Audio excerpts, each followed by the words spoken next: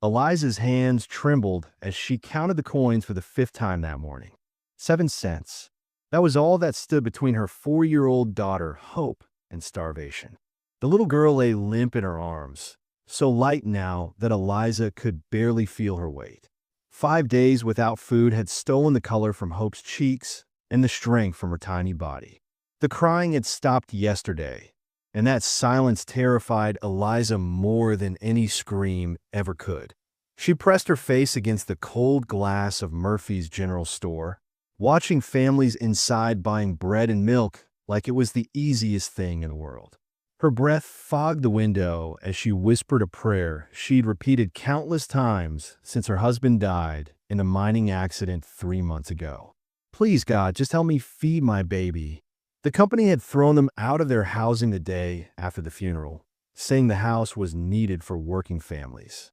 Working families.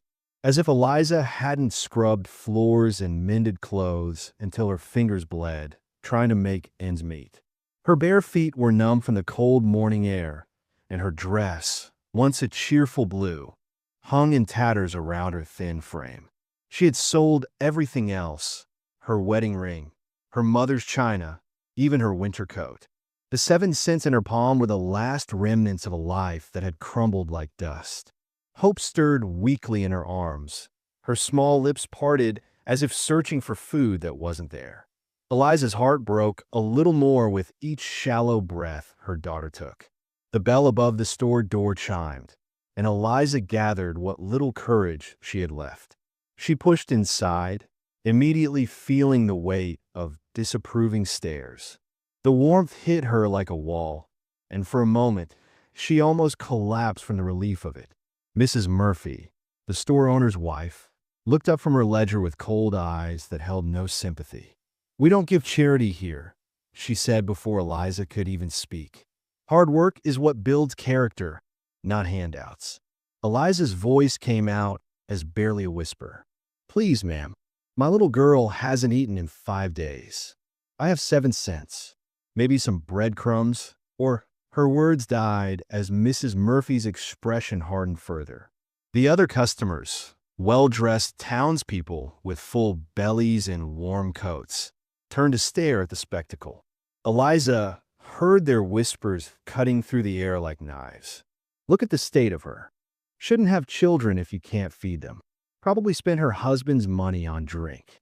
Each word was a fresh wound, but Eliza held Hope tighter and stood her ground. "I'll work for food. I can clean, so anything you need." But Mrs. Murphy shook her head firmly. "I won't enable laziness.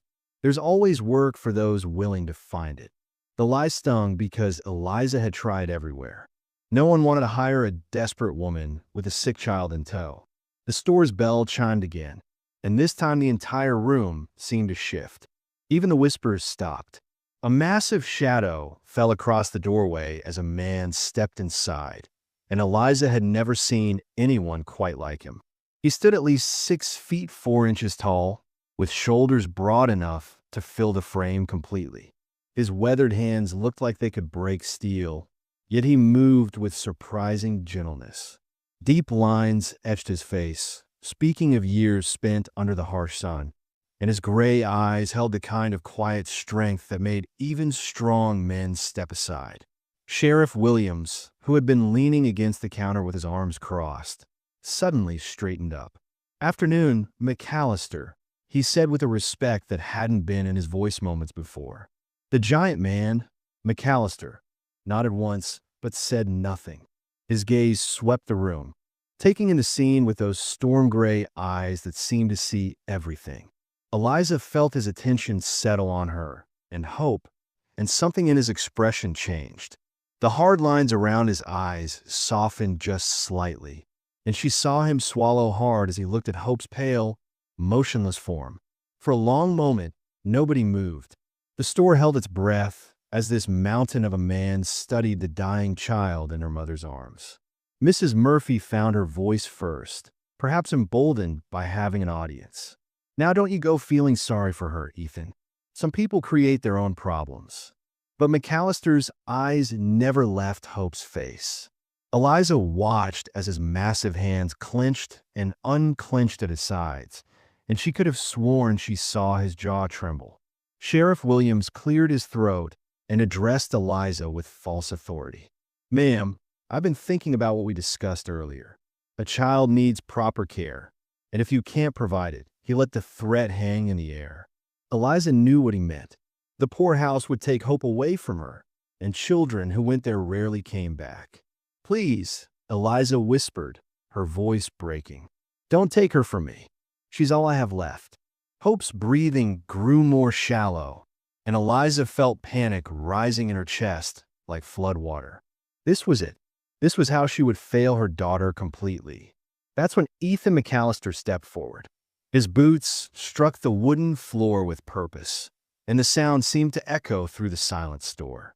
He stopped directly in front of Mrs. Murphy, his presence commanding the room without him having to raise his voice. When he finally spoke, his words came out deep and measured, like thunder rolling across distant mountains. "How much for everything she needs?" Mrs. Murphy blinked in surprise. "What? Food, milk, medicine. Whatever it takes." His voice carried an authority that brooked no argument. "How much?" The store owner stammered, clearly caught off guard. "Well, that would be—" But Ethan McAllister wasn't looking at her anymore. His storm gray eyes had fixed on Hope's pale face again, and Eliza saw something impossible happening. Tears were forming in the eyes of the hardest-looking man she had ever seen, sliding slowly down his weathered cheeks as he stared at her dying daughter. The silence in Murphy's general store stretched like a hell breath. Ethan McAllister stood there, tears still wet on his weathered cheeks, staring at Hope's lifeless form. Eliza had never seen a man cry before, especially not one who looked like he could wrestle bears with his bare hands. Something about those tears told her this stranger understood her pain in ways the judgmental townspeople never could. Mrs. Murphy finally found her voice, though it shook with uncertainty. "Mr. McAllister, surely you don't mean to—" But he cut her off with a look that could have frozen water. Without another word, he reached into his coat pocket and pulled out a leather wallet, thick with bills. Eliza's eyes widened. She hadn't seen that much money since her husband was alive. "Everything," he said simply, his deep voice filling the quiet store. "Milk, bread, medicine for the fever, blankets, whatever a child needs." He counted out bills onto the counter, more money than Eliza had seen in months. "And don't shortchange her, because you think she doesn't deserve it." Mrs. Murphy's face turned red, but she didn't dare argue. Not with Ethan McAllister. Everyone in 3 counties knew his name, though few knew his story. Eliza watched in amazement as the woman who had refused her 7 cents now scrambled to fill a basket with food, milk, and supplies. The other customers stood frozen, watching this scene unfold like they were witnessing a miracle. Sheriff Williams shifted uncomfortably. "Now, Ethan, you don't want to encourage," but one look from the giant man silenced him completely. Eliza held Hope closer, afraid to hope, afraid to believe this was really happening. Men didn't just help strangers without wanting something in return. She had learned that harsh lesson many times over the past 3 months. "Come," Ethan said quietly to Eliza, picking up the heavy basket like it weighed nothing. "Your daughter needs to eat." His voice was gentle now, nothing like the commanding tone he'd used with Mrs. Murphy.